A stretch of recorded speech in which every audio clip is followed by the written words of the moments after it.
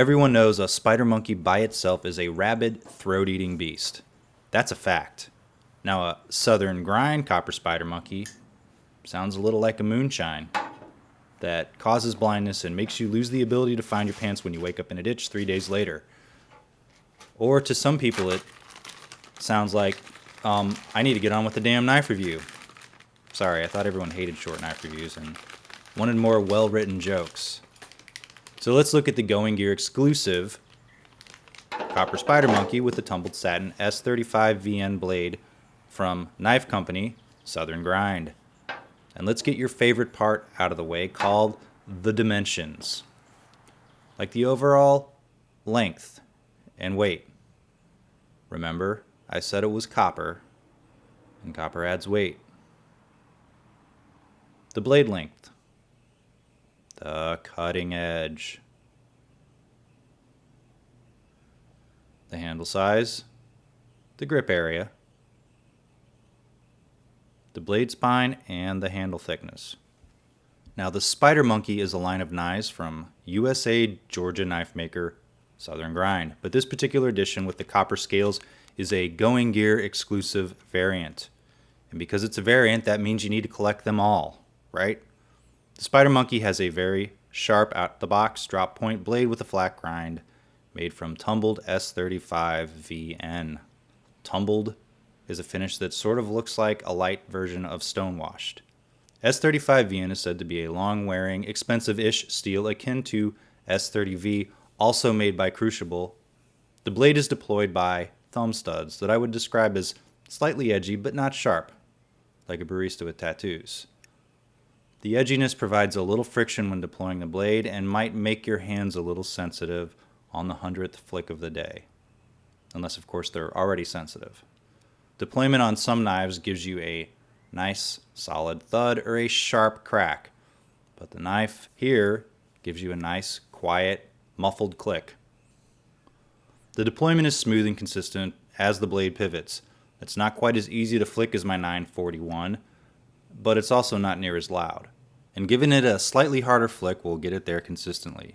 The Spider Monkey has a liner lock and a liner made from titanium, because steel is for peasants. Either that or it's presumably a weight save mechanism to help offset the copper scales. The lock is clean and consistent and easy to disengage. Like on other high-end knives that use titanium liners and locks, the titanium is hard and it locks up well. I've been carrying every day, using it and opening it for several weeks, and I see no difference between the titanium lock and if it were a steel liner lock in terms of functionality or durability. But if you own a knife with a titanium frame or a titanium lock, you already know that, right? The handle itself is comfortable and smooth. The copper scales will oxidize over time and get duller, like my reviews. So it'll fit your unique signature of filth over time. Now compare this brand new shot with one taken a few days ago. See the difference? And who knows where I've been? Raw copper adds character in a short amount of time compared to stainless steel or G10. The trade-off would be weight, of course, and someone stealing it for scrap. But the real advantage is one day it'll look as classy as a bunch of old pennies. It's a nice companion to my Olight S2 copper, which has seen many months of use now, including accidentally being left outside in the rain several times over a few days. My kid did it, of course. A testament to the overall durability of that light. And also it kind of looks like the color of dirt on the ground, so you overlook it. You're like, I thought this was a knife review and not a flashlight review. True that. As far as hand feel goes, I like the finger groove. It allows you some extra control and pivot action when using it. It's smooth and fits my fingers well, although the handle isn't massive, and my fingers do fit with a bit of crowding, which is understood for people very familiar with the size of my hands. It is possible to flip open if you fling it hard enough. So it's not going to open in my pocket, but doing this won't make it fall out. You just have to flick it with one hard flick. Cool. The clip. The clip is tight AF and doesn't give a whole lot. Some people may have to bend or adjust it a bit to make it more pocket friendly. It's pretty hard to bend, so be forewarned. Your fancy red velvet pants may not stand a chance if you don't work with the clip.